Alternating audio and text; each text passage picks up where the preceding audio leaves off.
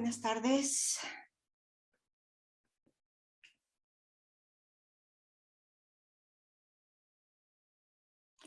Lucina, Inés. Ok, nos vamos ya conectando aquí. Bueno, pues nos vamos ya conectando aquí. Esperan un segundo. Algo pasó acá. Bueno, pues nos vamos ya conectando aquí. Esperan un segundo. Algo pasó acá. Bueno, pues nos vamos ya conectando aquí. Esperan un segundo. Algo pasó acá. Bueno, pues,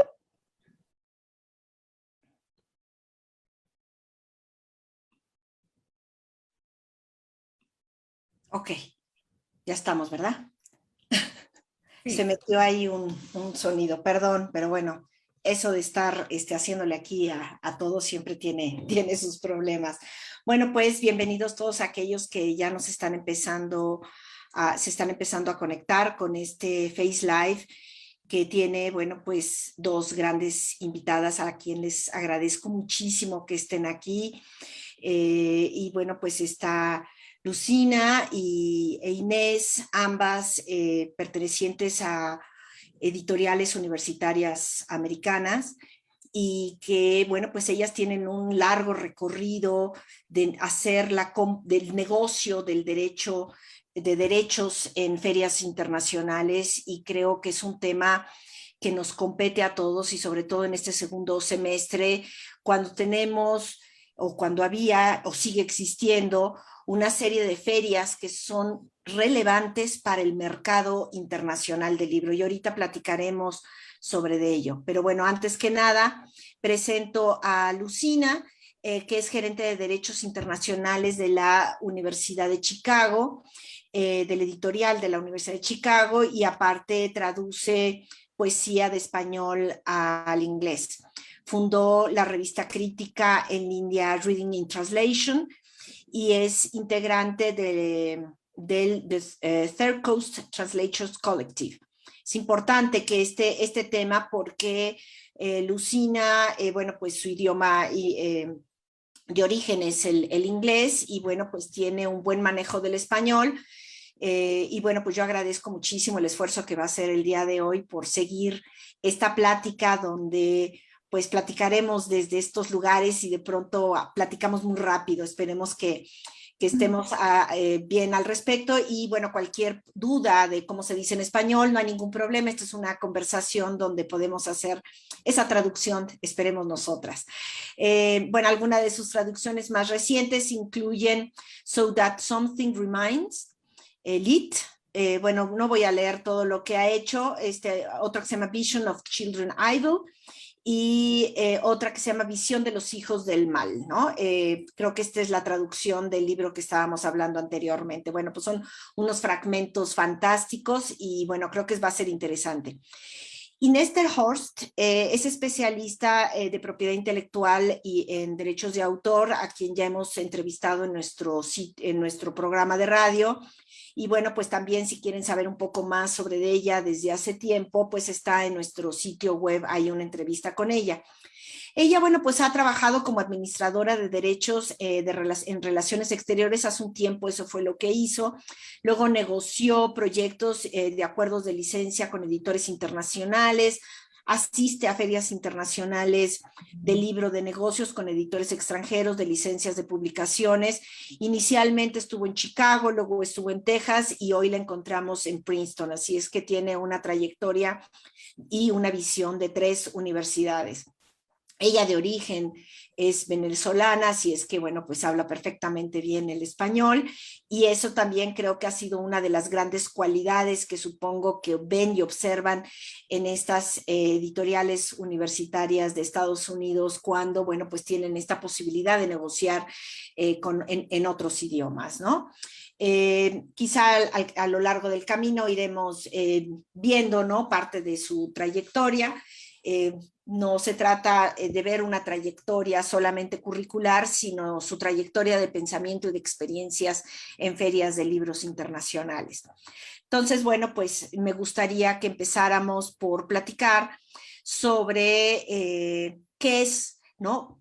¿Qué es esta función o cómo eran antes de la pandemia las ferias de libro y cuáles eran esos recorridos? Es decir, platíquenme qué pasaba, ¿no? Ese segundo semestre donde iban de un país a otro y de un escritorio a otro y viendo todas estas negociaciones y cómo es que ustedes llevaban un catálogo y cómo se colocaban para vender, pero al mismo tiempo sentadas escuchando propuestas que vienen, que además tienen una estructura muy interesante y muy importante de cómo presentar tu proyecto y cómo te presentan el proyecto y cómo estableces esas relaciones.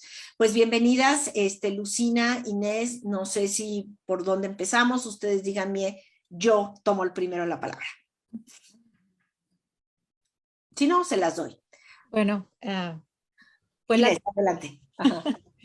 Pues las ferias internacionales donde se negocian derechos realmente es la gran oportunidad para establecer una red entre editoriales, conocer catálogos, dialogar, porque no solo es vender el catálogo de uno, es conocer el catálogo de con quien uno negocia y que bueno, luego se van convirtiendo en contactos, luego amistades, y uno va forjando esta red. Es una conversación como lo que estamos haciendo ahorita. Entonces ir a las ferias era realmente un respiro, ¿no? Del día al día en la oficina, es reencontrarse con toda esta red que uno ha estado construyendo y descubriendo bueno, y agrandando también, ¿no? Bueno, dialogar sobre los catálogos, conocer los catálogos bien y bueno, intercambiar ideas. Entonces, y no solo es eso, es lo que te da una feria cuando uno va a la feria es lo que estábamos conversando anteriormente, es la serendipity, ¿no? La espontaneidad, uno se encuentra, uno va a tomarse un café y se cruza algún profesional del derecho, a un editor o a un gerente de derechos, y bueno, y uno va pues tejiendo esa amistad que uno va Y construyendo. bueno, el viajar y el instalarte en diferentes tipos de ferias, cada una de las ferias, Lucina, tiene unas características particulares, ¿no? Ninguna feria se parece a otra y en ninguna te vas a encontrar, aunque parece que viajan los mismos de un lado para otro, finalmente los encuentros, por decirlo así, el ecosistema cambia profundamente, simplemente porque esté ubicado en España o en Inglaterra o en Frankfurt o en Guadalajara, ¿no? Es decir, digo, por hablar de tres que ahorita me vinieron a la mente, ¿no? De que son las grandes ferias, ¿no? De negocios, creo que hay más, ahorita no me acuerdo de todas ellas, pero háblanos un poquito de esta sensación que a ti te da el ir de una feria a otra. Sí, bueno, hay como 4 ferias más importantes en el mundo de derechos internacionales donde yo voy y también creo que Inés va siempre a estas ferias, que son Londres en primavera, que pasa en marzo o abril, y Frankfurt en octubre.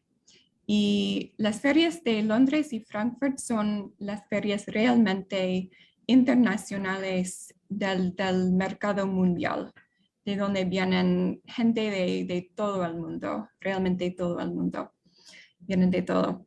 Y luego tenemos la feria de Beijing en agosto, que es la feria más importante para el mercado chino, que es muy grande, también para Asia. Y por supuesto, Guadalajara, que es la feria fundamental para el mercado hispanohablante y latinoamericana. Y sí, son distintas las ferias, tienen sus actitudes. La feria de Guadalajara es absolutamente la más divertida, creo, la más festejera, más social. Y también tiene un horario distinto porque la feria de Guadalajara sigue abierta hasta muy tarde, hasta las 9 de la noche. Está más abierto al público y bueno, tienen una larga duración también. Son de 2 semanas esa feria. En cambio, la feria de Frankfurt tienen sus días para profesionales, 3 días. Bueno, todas las ferias son más o menos así, tienen 3 días para profesionales, luego abren al público. Sí, bueno, pues este asunto del carácter, ¿no? Y el asistir a las ferias, pues no solamente es para encontrarte con tus pares para comprar y vender, que ahorita esta es la siguiente pregunta, Inés, que tiene que ver con el por qué se venden, ¿no? Es decir, la venta de derechos, ¿qué significa esa venta de derechos, ¿no? Como que no se acaba de entender el por qué esta negociación y qué es lo que se busca. Pero antes de pasar a este terreno, pues tiene que ver también con el estar en contacto con cierto tipo de público, también te va sensibilizando para conocer y reconocer dónde está tu mercado, cuáles son esas editoriales con las que tienes que o las que quieres contactar. Simplemente al acercarse a su stand y ver el público lector que se está acercando, va sensibilizándote también en ese terreno, ¿no? Porque no es solamente conocer con el que estás negociando, sino entender a ese lector, ¿no? Inés. Bueno, tienes que conocer al lector, tienes que conocer el catálogo y mirarlo. Muchas veces al principio de una reunión, el editor con quien te reúnes te enseña la lista de las obras que ha comprado, ¿no? Que ha comprado, que su editorial ha comprado derechos y ahí vas viendo los autores. Y bueno, puede ser que haya un autor que tú tengas en tu catálogo y ahí vas vas conectando, ¿no? Y bueno, desarrollando esa sensibilidad de qué es lo que publican, qué es lo que les puede interesar. Es como una sesión de matchmaking, de juntar obras, editor con obras, ¿no? Y eso es lo que realmente uno va desarrollando, ¿no? A medida que va de feria en feria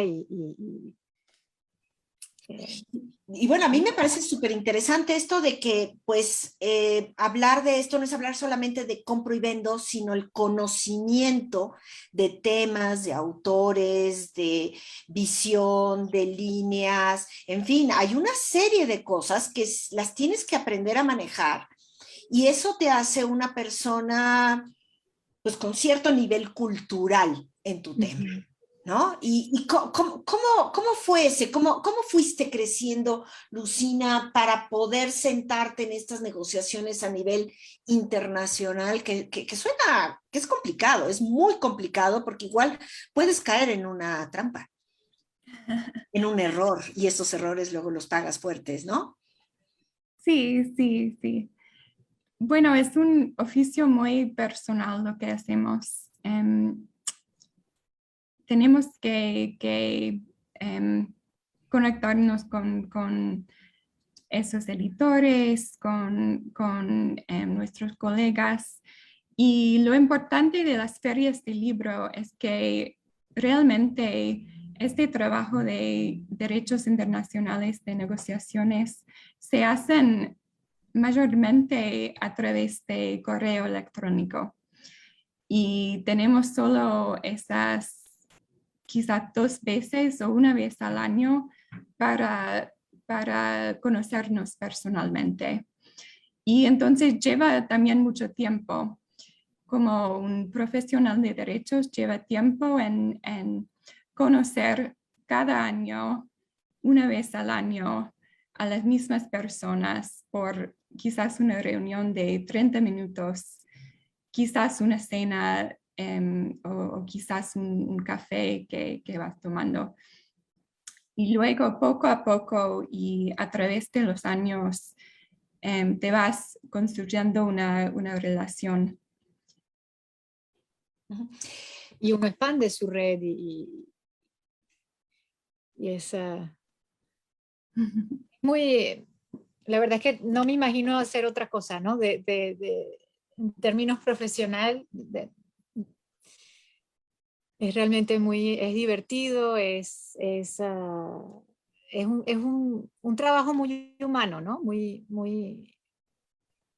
Uno se conecta con la gente y ahora uno se está conectando con la gente, pero a través del internet, ¿no? Lo cual es un cambio bastante importante, ¿no? Que no podemos realmente controlarlo, ¿no? Pero es mejor que no sé cuál sería la alternativa. La alternativa es no conectarse.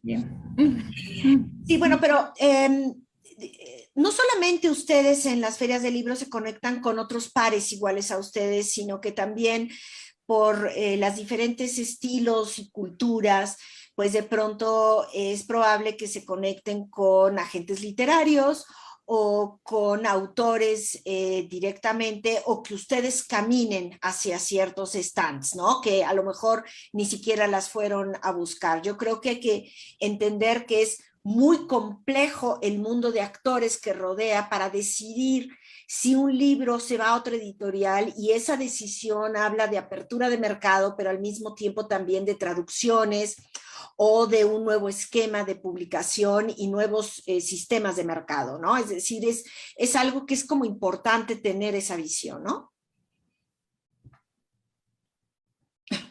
No sé. Sí, sí. Hay muchos interlocutores en la negociación. Los traductores, como bueno, yo soy traductora de poesía, son claves, y a veces también hay un aspecto de matchmaking, de conectar una obra con el traductor que tiene el fondo y la sabiduría, especialmente cuando estamos hablando de libros académicos, que tiene un traductor que tiene la especialización en el tema del libro para poder promoverlo a una editorial. Inés, en muchas ocasiones, obviamente yo te he visto en Guadalajara, pues ofreciendo cursos, talleres, conferencias, y creo que aquí es un tema que se abre para profesionalizar este momento tan importante que tiene que ver con la negociación del libro a nivel nacional o internacional, pero sobre todo internacional, y que hay una serie de cuestiones que hay que desarrollar, ¿no? Estaba ¿cómo se llama? Pitch and Pitch. ¿Cómo se llama ese To pitch or not to pitch, ¿no? To pitch or not to pitch, ¿no? Que eso es parte, ¿no? De uno cómo tiene que tener técnicas, estrategias, herramientas, conocimiento, seguridad. Yo recuerdo que para ir a la Feria del Libro de Frankfurt, pues a mí me dieron casi clases para saber llegar allá, y llegando allá te dan clases de cómo tienes que hacerle, ¿no? En fin, todo esto que es todo un mundo de profesionalizante. Hay que ir preparados, ¿no? Hay que hacer sus deberes antes de ir a cualquier feria, ver quién va a participar, a quién le pueden interesar el catálogo de uno, y realmente no es solo un simple matchmaking, es un matchmaking que requiere mucho trabajo. Uno tiene que ver quién va a participar, y no solo el catálogo, es cada libro que uno va a promover, decir, bueno, este le vendría bien a tal editorial, que ha trabajado con X traductor, ya ha traducido este autor, ya el autor le encanta el traductor que trabaja con esta editorial. Entonces realmente son muchas piezas que hay que ordenar y bueno, preparar, ¿no? para el éxito de la venta de derechos. Porque efectivamente tienes 15 o 20 minutos, 30 minutos de relación con esa persona y tienes que tienes que aprovecharlo al 100%, ¿no? Y conocer tu catálogo, conocer el del otro y, como dices, estudiar, ¿no? Y cuáles son esas preguntas y cuáles son esas cosas que tienes que decir, ¿no? Eso es muy importante, ¿no? Y claro, y no todo libro se va a prestar para una traducción. Si es un libro de 1000 páginas y que es un libro que incluye varias, y bueno, que una antología, por ejemplo, pues las antologías pues no viajan de la misma manera que un libro que trata de un tema específico y escrito por un solo autor, o de repente que haya una coautoría y que no tenga tantas ilustraciones, porque las ilustraciones son costosas, y bueno, que sea un libro de, digamos, 80.000 palabras, y que sea de un tema también más general, para que la editorial que vaya a comprar, que va a comprar los derechos, pues pueda recuperar los costos de traducción y vender más ejemplares. Entonces, esa es los puntos, ¿no?, que hay que tomar en consideración. Claro, y como edición universitaria, además, estamos metidos en un asunto muy complejo, porque pueden ser temas extremadamente especializados para un grupo extremadamente reducido y que no tiene caso hacer la venta. Y también en un momento dado sientes que, aunque parece que es para un grupo muy reducido, quizá vale la pena encontrar nuevos mercados para ampliar esos espacios del conocimiento y del diálogo académico. Es decir, de pronto eso que dices, sí suena muy especializado, pero arriesguémonos, ¿no?, a llevarlo a otro lado del planeta para poder establecer un diálogo del conocimiento académico que es fundamental. ¿Cómo lo ves, Lucina? Sí, absolutamente, absolutamente. Y me quedé pensando cuando Inés estuvo hablando de que es muy diferente promover un libro, bueno, promover el catálogo a una editorial de público amplio, del grupo Planeta, algo así. En cambio, a una editorial universitaria es muy diferente. Hay que elegir los libros más generales, más para un público amplio. Y en cambio, con las editoriales universitarias, hay que encontrar las editoriales y las universidades que tienen las mismas especialidades que nuestras universidades. Por ejemplo, en Chicago somos muy fuertes en antropología y sociología, y entonces hay que encontrar estas editoriales que también son fuertes en estos temas. Y de ahí se puede trabajar con libros más específicos, más académicos, pero con una editorial que tiene esa misma Enfoque. Sí. Sí. Bueno, aquí yo creo que antes de hablar de lo que está pasando hoy con la pandemia y lo digital que nos abre ciertos espacios, creo que me parece como importante hablar sobre el mercado en Latinoamérica. Tenemos buenas o malas costumbres, y entre ellas está pues que pocas editoriales tienen pues gerente de derechos de autor, que prácticamente la figura de agente literario no existe, y en general se recurre más a los agentes literarios pues de España, por ejemplo, en algún momento, para que un autor pueda promover su obra. Y las editoriales universitarias, bueno, pues pecamos de muchos problemas, no solamente por eso un asunto de recursos, sino cómo es la estrategia de procesos de producción, ¿no? Y son con los editores que en general tenemos poca experiencia en la compraventa de derechos hacia el extranjero. ¿Cómo lo visualizan ustedes? ¿Cómo llegan aquí a Guadalajara a negociar con la edición latinoamericana? Bueno, lo que hacemos es reunirnos con los editores, quienes saben, los editores de las editoriales latinoamericanas que saben lo que están buscando, ¿no? O que quieren echarle un vistazo a nuestro catálogo y, y ver si algo les interesa, ¿no? Pero en ese sentido, yo creo que lo hacen muy bien. Al comprar derechos, bueno, se comportan como cualquier editor, pero también nos promueven sus catálogos, ¿no? Y conocen bien sus títulos, porque son títulos que los han trabajado de la primera página hasta la última, ¿no? Y mientras que nosotros no, nosotros como agentes de derechos, como gerentes de derechos, pues eh, hay veces que nos leemos todo el libro, pero no podemos leernos 200 libros para cada feria. Y eso es materialmente imposible, pero entonces encontrarse con los editores que nos presentan su catálogo es muy, resulta muy interesante y bueno, porque realmente conocen cada obra que publican.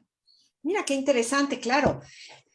Pero bueno, también esta buena voluntad de parte de ustedes, ¿no? Lucina, ¿cómo lo has vivido tú esta cuestión con Latinoamérica?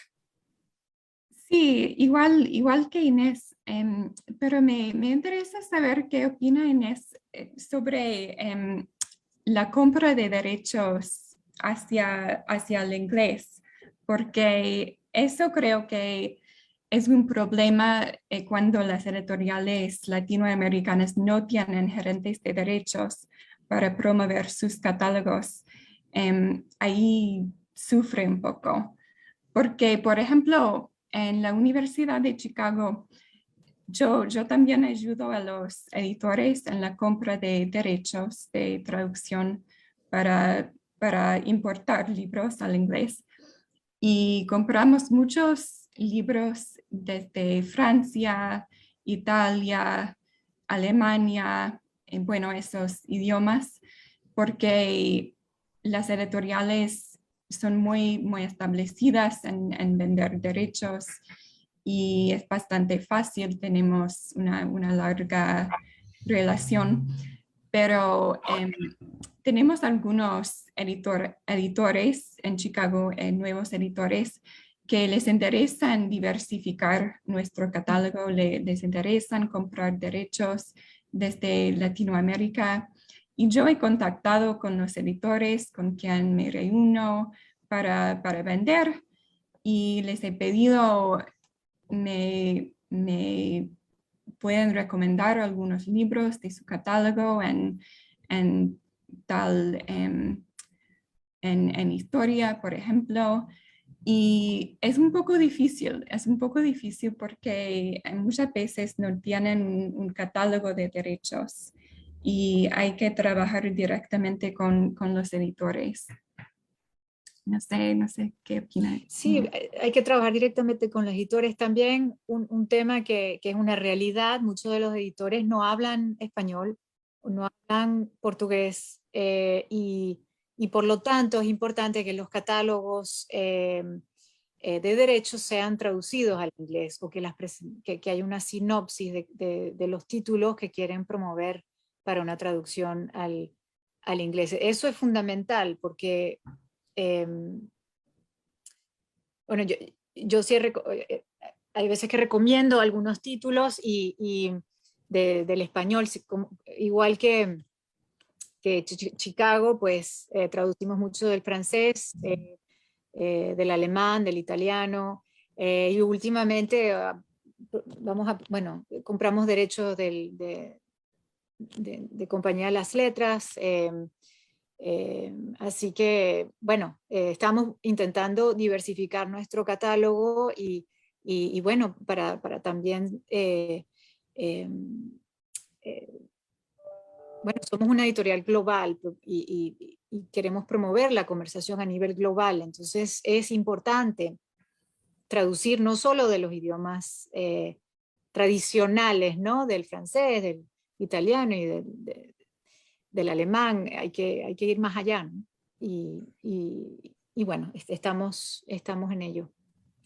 A mí entonces me está surgiendo una pregunta. Supongo que ustedes, bueno, van ya con, por decirlo así, con algunos dólares, euros o pesos en la bolsa, pero yo calculo que hubo antes de poder viajar una reunión con el comité o con la universidad, quien de alguna u otra forma discutieron cuáles eran las temáticas, cuáles eran las expectativas, para que ustedes, bueno, pues cuando estén en contacto con los editores, autores o agentes, puedan tener como mucha claridad qué sí están buscando y dónde sí pueden llegar a cerrar cierto tipo de negocio, ¿no? Es decir, me parece que es una situación pues complicada porque pues vas a ver qué hay, ¿no? O qué es lo que resuelves, pero debes de tener como ya una idea muy clara de cuáles son las temáticas, por dónde más o menos ir, cómo quieres incrementar tu catálogo, ¿no? ¿Es así o cómo funciona?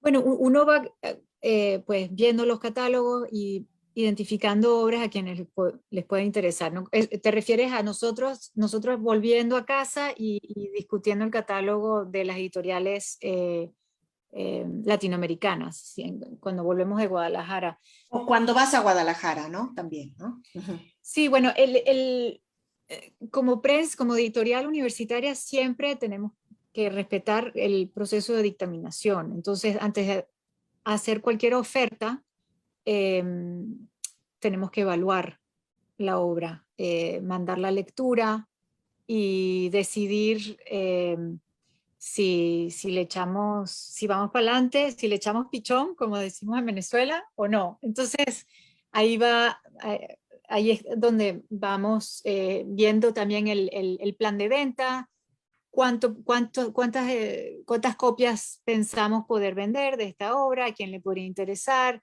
y ahí vamos pues determinando cuánto podemos ofertar.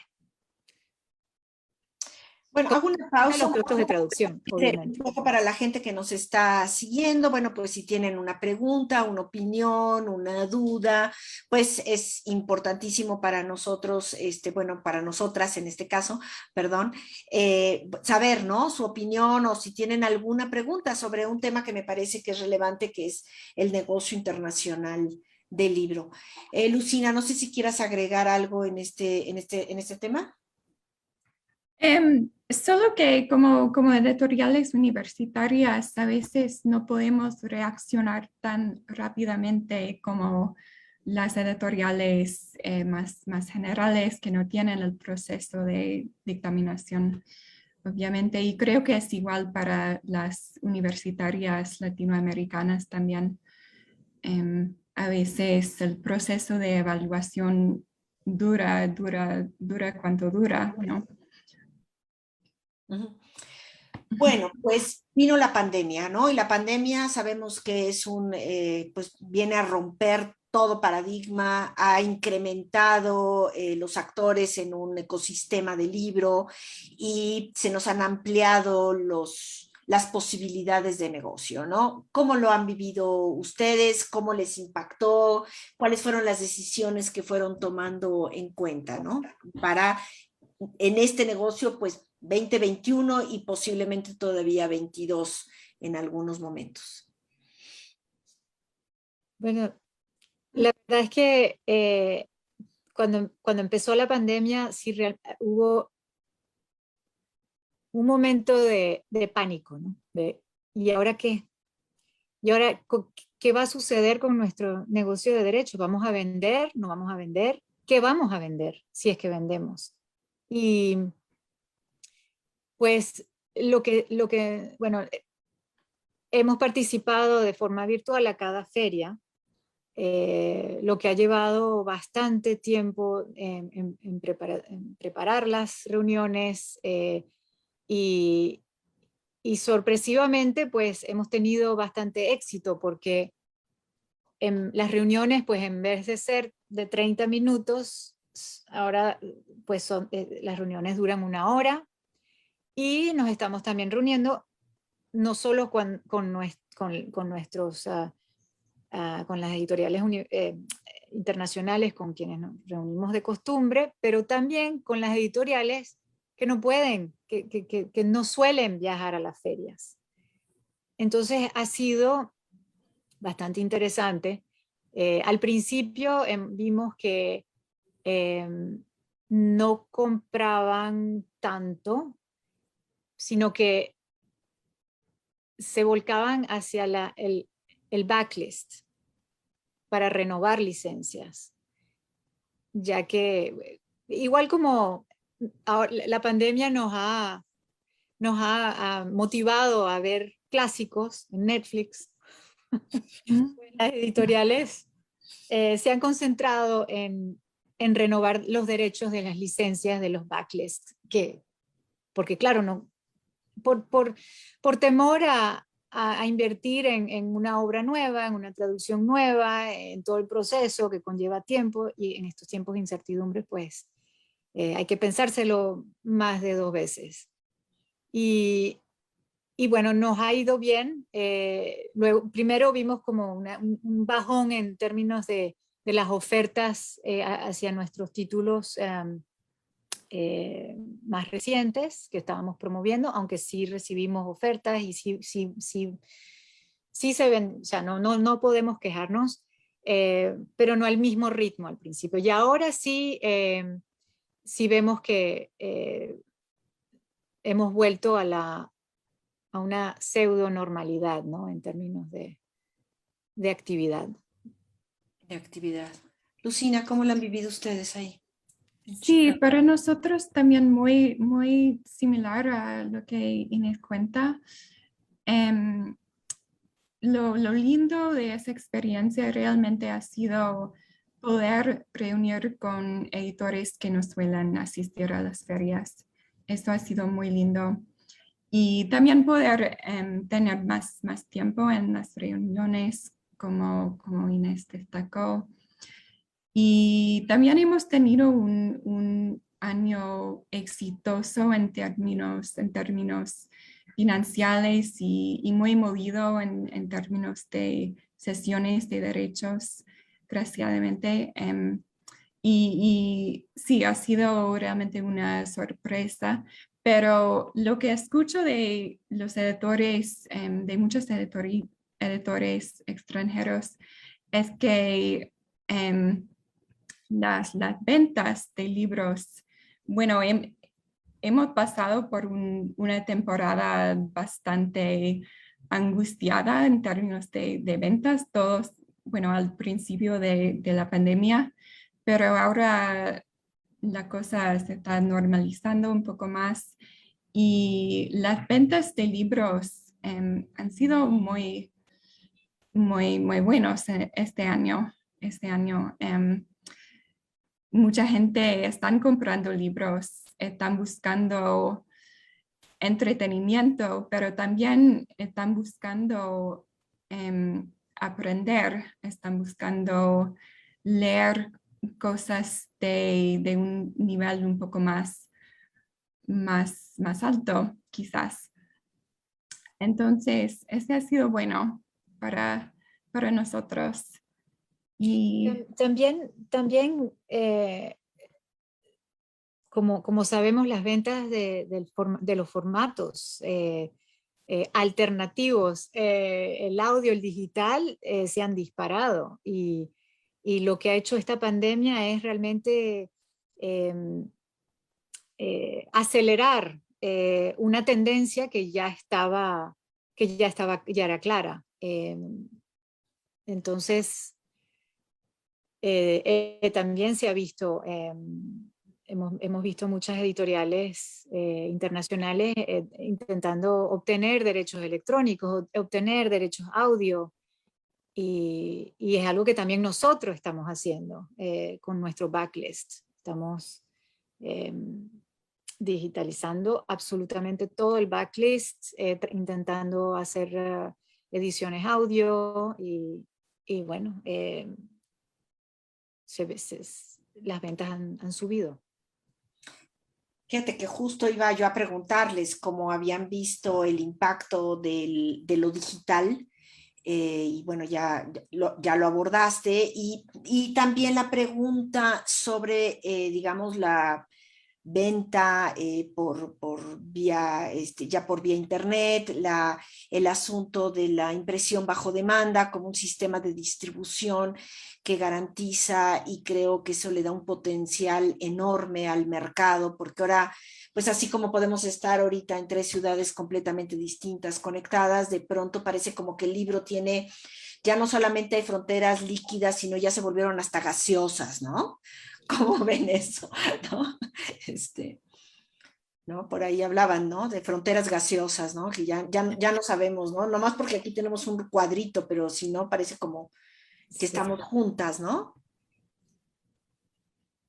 sí, Estaremos algún día. Cuéntenme, ¿cómo han visto también? Es decir, en qué, obviamente como editorial, absorben y se dan cuenta del potencial que tiene la edición digital, pero también el mercado que se ha digitalizado, ¿no? En términos de libro físico que llega con mucho mayor velocidad ya a casi todos lados, ¿no? sí, bueno, y también creo que lo de la impresión bajo demanda, dado que hay mucha demanda en libros, hay también, pues, la industria pues está siendo víctima de su propio éxito, porque todo el mundo está imprimiendo, entonces hay muchos retrasos, y eso está realmente rompiendo un poco la cadena que conocemos y por lo tanto pues el sistema de impresión bajo demanda, pues esta situación le va a dar un boom y se va a desarrollar mucho más. Y sobre todo en el libro académico, porque para el libro académico, claro que queremos tener un libro muy bonito y impreso tapa dura y bueno, todos los bells and whistles, ¿no? Todo, eh, pero la realidad es que, bueno, cuando se trata de obras más académicas, más especializadas, pues esos requisitos estéticos de diseño, pues ya pasan a un segundo plano. Entonces, eh, aún más oportunidades para la impresión bajo demanda, ¿no? Sí, yo creo que esto es como muy interesante, cómo se está moviendo el mercado, los intereses lectores, la manera de apropiarse de los libros académicos, cómo los subrayamos, qué es lo que estamos aprendiendo, y que de ahí también, digamos, mi perspectiva como docente universitaria, estamos teniendo muchísimos problemas porque aunque tienen mayor acceso a la información, hay sobreinformación, Sí. sobre cantidad de cosas, y eso no ayuda realmente, ¿no? Y por supuesto la cantidad de publicaciones que no están garantizadas, digamos, todo este asunto de las fake news o las revistas depredadoras que publican cualquier cosa, que también tiene que ver con los problemas de publicar por publicar para poder ser alguien en este mundo y poder tener las evaluaciones y las acreditaciones, en fin, ese tipo de cosas seguro están atravesando también a sus universidades, no es un asunto solamente de México, de Latinoamérica, ¿no? Calculo. Es una Sí, yo creo que hoy en día las editoriales universitarias realmente pues toman una importancia aún mayor en cuanto a credibilidad de lo que publicamos, precisamente por el proceso de dictaminación que tiene ese respaldo, podemos ¿no? publicar, ¿no? Claro. Absolutamente. Sí, sí, Entonces, sí. los fake news Los son fake abusos. Ahora también en Latinoamérica la gran cantidad de universidades como son públicas estamos obligadas al acceso libre, al acceso abierto y eso bueno pues nos lleva a un sistema de ponerlo en línea pero no necesariamente a tener capacidad de negociación para la venta de los derechos, ¿no? Y eso también complica muchísimo seguramente las relaciones entre Estados Unidos y México con las editoriales universitarias, ¿no? Lucina, ¿qué opinas tú al respecto? Y la verdad no conozco mucho de ese tema. Únicamente, bueno, en sesiones de libros enteros no permitimos eso realmente de subir, bueno, subir algo, una porción del libro al internet, claro, pero publicar el libro entero en internet usualmente no permitimos eso. Pero sería más como un permiso para un extracto, eso sería más común. Y permitimos la publicación de extractos de nuestras revistas académicas, por ejemplo, en traducción. Usualmente lo damos gratis para otra revista universitaria latinoamericana para publicar en internet, algo así. Bueno, Sí, pues, perdón, sí, adelante. Sí, por favor. no, quería comentar en términos de Open Access. Nosotros, la gran mayoría de las editoriales universitarias en Estados Unidos, no es que no, bueno, no publicamos en Open Access, porque eh, creemos en nuestro proceso de dictaminación y también, pues, también tenemos que cubrir nuestros gastos. Eh, tenemos, bueno, todo el copy editing, todo el diseño, ahí va nuestra propiedad intelectual hacia cada libro que publicamos. Entonces, si las ponemos, eh, si las publicamos en Open Access, pues no estaríamos, no estaríamos aquí.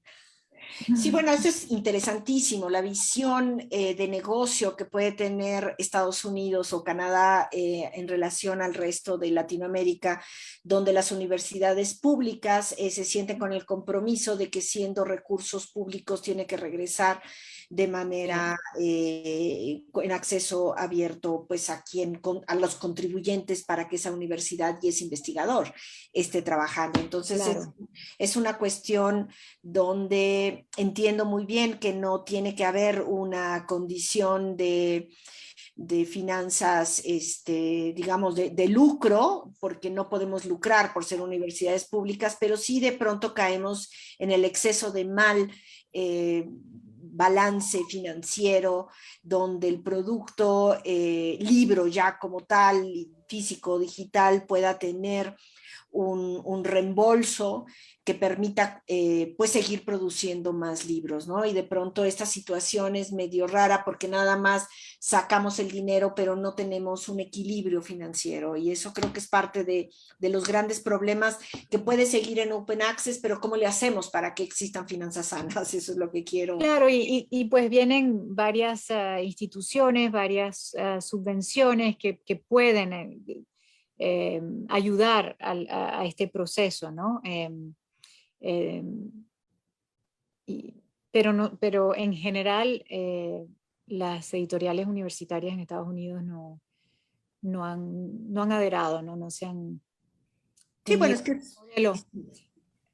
Pero también, bueno, pero también están las editoriales que son como más comerciales, ¿no? Y científicas, como Elsevier, como que sí, pues, proceden a través de distintos modelos de Open Access.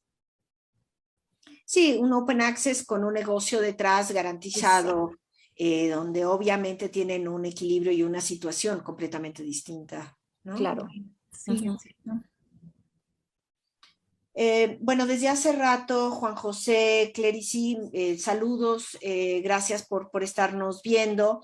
Pregunta, ¿al negociar derechos de obras científicas que ya pasaron por dictaminaciones, igualmente requieren de una nueva dictaminación? Es como repetir parte de la tarea editorial. ¿Se hace igual desde otros idiomas hacia el español?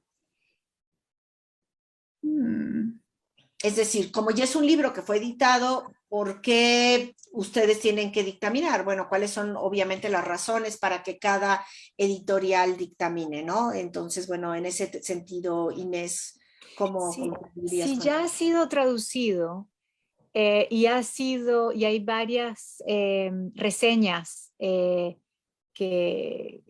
le den el sello de calidad que estamos buscando, pues hay situaciones en las cuales el proceso de dictaminación puede ser obviado, ¿no?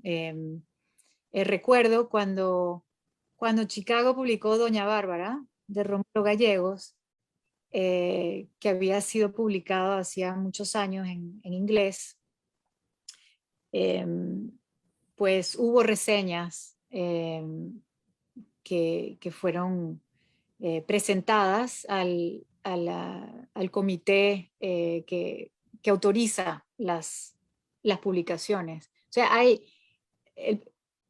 idealmente pasamos por ese proceso de dictaminación, pero lo que queremos asegurar es que alguien haya reseñado de una manera u otra esa obra. Sí, creo que es una muy buena pregunta. El proceso de dictaminación para traducciones no necesariamente tiene que ver con redictaminar la ciencia, por ejemplo, de aquel libro, pero parte sería evaluar si valdría la pena traducirlo al inglés, si haría falta esa obra en nuestro mercado y si habría público para este libro también. Sí, es una lectura desde otro lugar, con otra mirada y desde otra perspectiva para ingresar dentro de un catálogo que tiene ciertas líneas, cierto mercado. En fin, creo que es importante leerlo desde donde uno está, porque no es lo mismo leerlo en una situación muy regional, donde te parece que el impacto que va a tener para tu universidad y para pues, tus estudiantes, ¿no? Una posición interesante, pero de ahí a que ¿no? vaya a funcionar en Chicago, bueno, pues tiene que ser esa lectura desde Chicago, ¿no? La situación geográfica y además temporal, que también, ¿no? El tránsito del tiempo, no es lo mismo publicarlo en cierto tiempo y cuál sería este nuevo impacto que pudiera tener, y supongo que ahí, Inés, tiene que ver con estas nuevas negociaciones, ¿no? Que para refrendar, ¿no?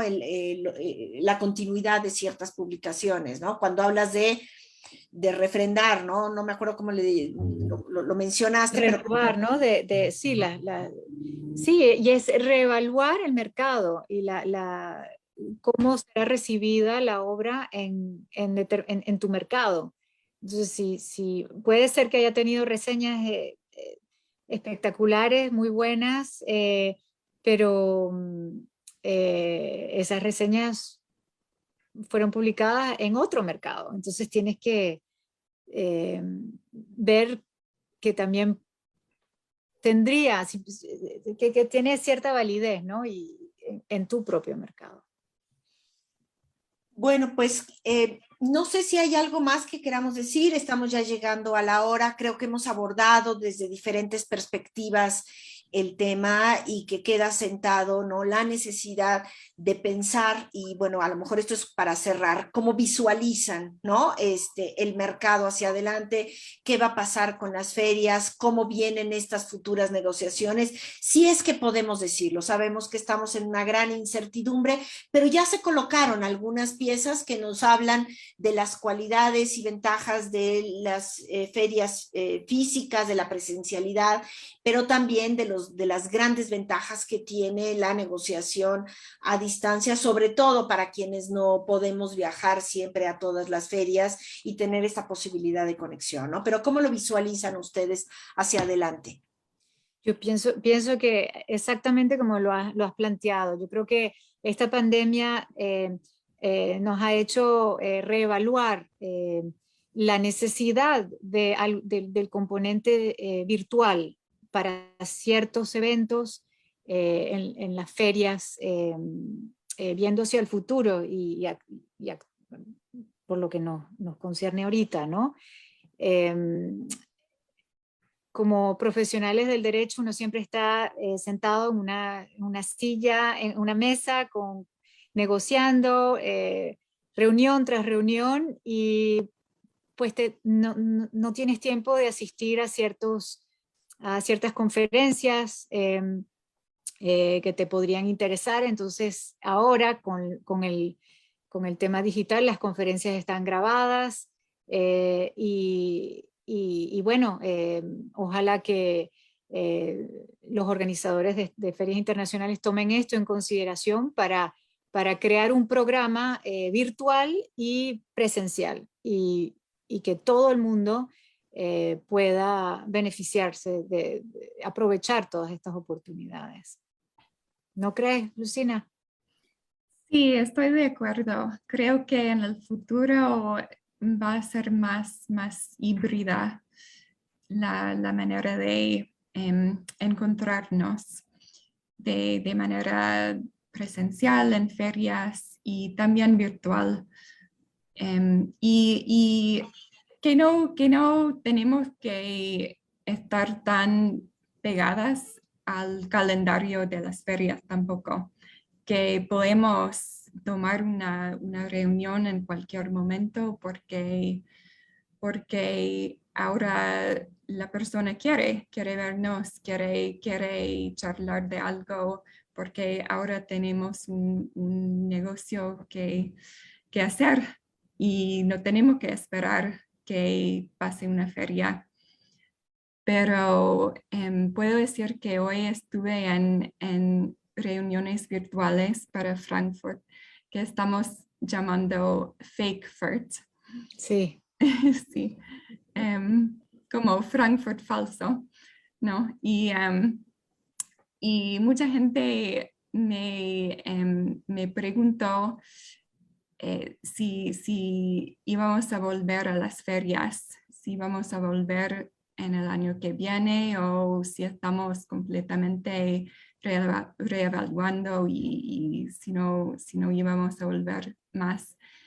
Y creo que hay una hambruna para volver a vernos en persona y creo que seguramente cuando sea segura y cómoda, la gente va a volver.